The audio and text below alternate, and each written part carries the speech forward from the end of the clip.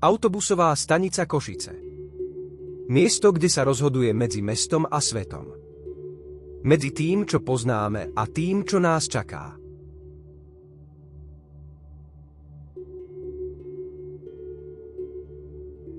Autobusová stanica Košice je centrom medzimestskej dopravy východného Slovenska a denne ňou prejde niekoľko tisíc ľudí.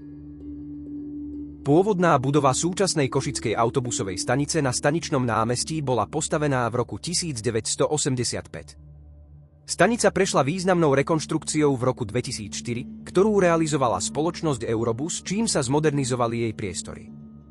Niektoré jej prvky sú však stále typickým príkladom funkcionalistickej architektúry socialistického obdobia. Stanica je prepojená s mestskou dopravou, takže k nej pohodlne prídu aj električky a autobusy MHD.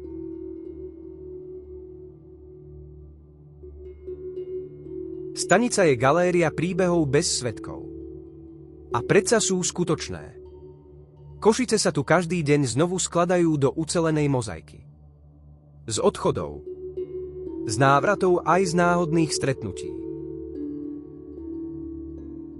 Autobusová stanica stojí len pár krokov od železničnej stanice, dvoch brán mesta, kde sa každý deň mení smer ľudí aj samotných Košíc.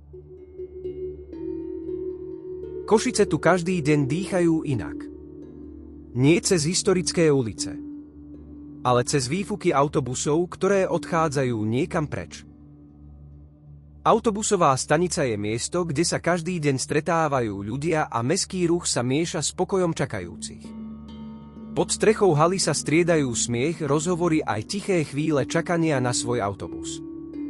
Každý cestujúci tu má svoj rytmus, svoje malé úlohy a svoje tempo.